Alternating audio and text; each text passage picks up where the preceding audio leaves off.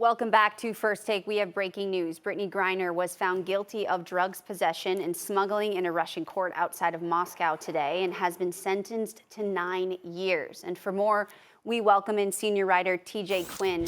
Now, TJ, what do you make of the sentencing? I mean, it's shocking news to a lot of people, and it sounds like a lot. But in Brittney Griner's world, this is what was expected. It's what U.S. officials always expected. It's daunting, to be sure. But in a lot of ways, it's the closing of the first chapter, and it moves her essentially closer to coming home. Russia has made it clear all along that if there is a deal to be done, which would probably be a prisoner swap between her and someone the United States is holding, it wouldn't happen until after her trial. So in a lot of ways, the sentence is considered a formality. Again, it looks pretty bad, but in a lot of ways, it also allows the negotiations to accelerate, possibly even bring her closer to coming home.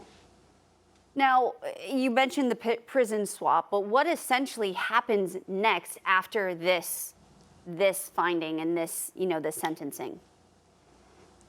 Well, inside the courtroom, both sides can appeal. There's no reason for the prosecution to appeal. That's something you can do under Russian law because they basically got the sentence they asked for.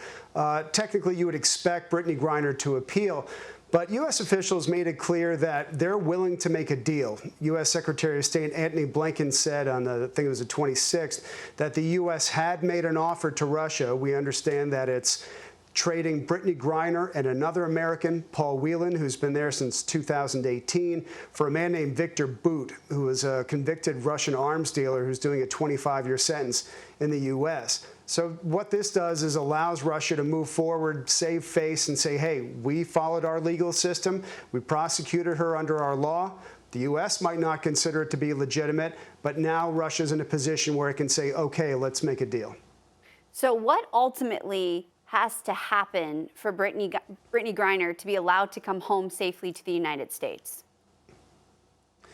Well, they've got to reaching a deal is not an easy thing between these two countries. Obviously, she was arrested before the start of Russia's invasion of Ukraine. There's a long history in Russia of sometimes, again, understanding from people who've dealt in this world, you can reach a deal with somebody and all of a sudden at the last minute it falls apart. It's not as simple as Joe Biden talking to Vladimir Putin. The Justice Department has to weigh in. Ultimately, it's for the White House to sign off on. But you have the same problem on the other side. There are different people in the Kremlin, in the foreign ministry, who want to see different things from this. Someone over there has to make the decision. And as you said, there isn't an easy or straightforward path to this. So we will keep a close eye on this here on First Take. TJ Quinn, thank you so much for joining us. Thanks for watching ESPN on YouTube. For live streaming sports and premium content, subscribe to ESPN+.